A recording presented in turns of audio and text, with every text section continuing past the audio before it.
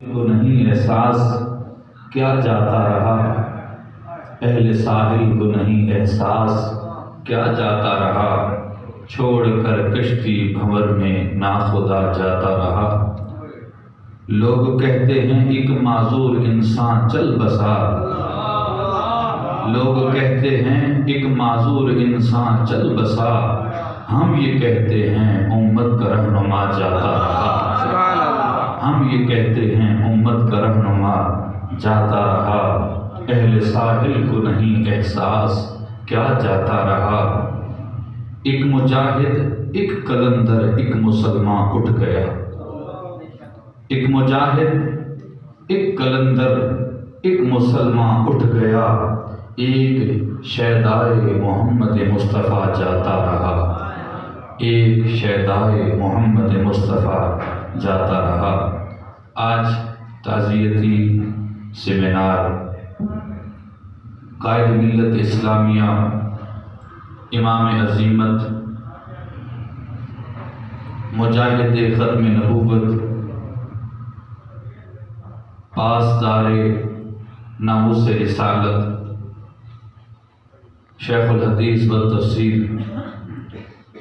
حضرت علامہ مولانا خادم حسین رضوی رحمت اللہ علیہ،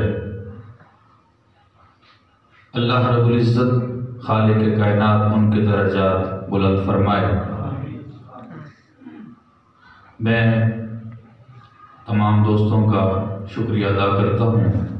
کہ جنہوں نے آج کی اس بزم کو سجایا اور اس بزم میں شریک ہوئے اور اپنی قسمت اور مقدر کو چمکانے کے لیے ان کے ذکر خیر کو اس خوبصورت ایوان کے ساتھ سجایا۔ رب کائنات آج کے اس پروگرام کو قبول و منظور فرمائے۔ حضرت ذی وقار، مجھے جو موضوع دیا گیا کہ آپ نے قائد ملت اسلامیہ کی سیاسی زندگی کو سامنے لانا ہے، کہ آپ نے اپنی مخصوص صلاحیتوں کے ذریعے جس طرح ایک سیاسی میدان میں اپنی پہچان پوری دنیا کے سامنے رکھی ہے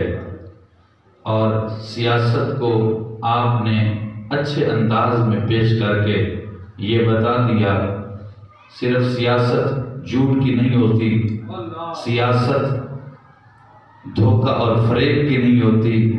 سیاست صرف اور صرف دوسروں کو نیچا دکھانے کی نہیں ہوتی، یہ تو ڈھونگ ڈرامہ ہے، یہ سیاست نہیں، اور یہ تو سیٹوں کے اور حکومتوں کے چکر ہیں۔ لیکن اس مرد قلندر نے یہ بتا دیا ہے کہ وہ سیاست جو جھوٹ پہ مبنی ہو، اور وہ سیاست جو حضور کے دین کو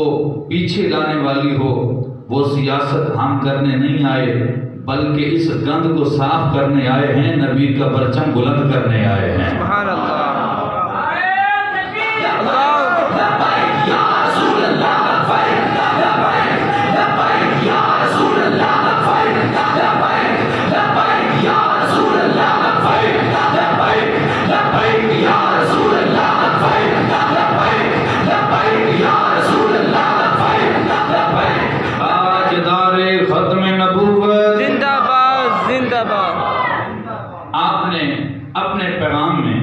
جو پیغام دیا،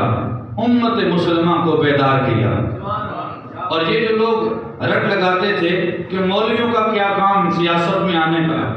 مولوی کیوں سیاست کر رہے ہیں، لبیک والے سیاست میں آ گئے ہیں، تو آپ یہ فرمایا کرتے تھے، سنو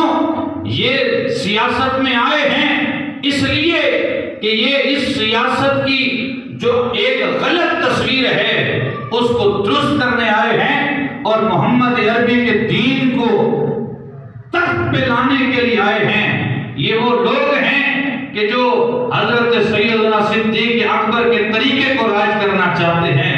فاروق اعظم کے نقش قدم پر چلنا چاہتے ہیں، عثمان غنی رضی اللہ تعالیٰ عنہ کی سیرت کو اپنانا چاہتے ہیں، حضرت مولا علی کے نقش قدم کو اپنانا چاہتے ہیں۔ اسی وجہ سے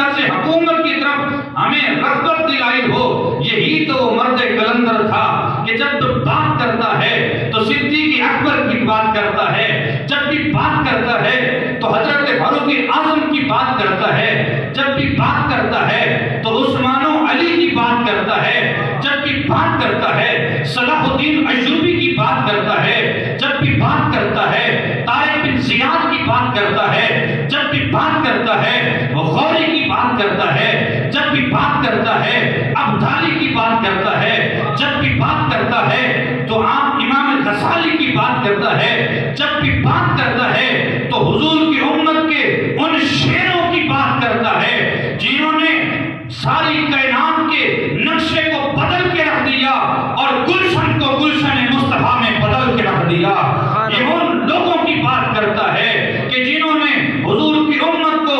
عزتیں عطا فرمائیں، عظمتیں عطا فرمائیں۔ یہ کبھی بات کرتا ہے تو خالد بن ولید کی بات کرتا ہے، یہ ان شیروں کی بات کرتا ہے، اور پھر جب بات کرتا ہے نبی کے دین کو تخت پہ لانے کی بات کرتا ہے، جب بھی بات کرتا ہے نبی کی عزت و ناموس کی بات کرتا ہے، اور جب بھی بات کرتا ہے ختم نبوت کی بات کرتا ہے۔ یہ عام طور پہ یہ سیاست کا جو آج ہمارے دور میں رائج ہو گیا ہے، یہ اس کی نہیں بلکہ خلفائے اربع اور محمد مصطفیٰ کی سیاست کی بات کرتا ہے۔ سبحان اللہ۔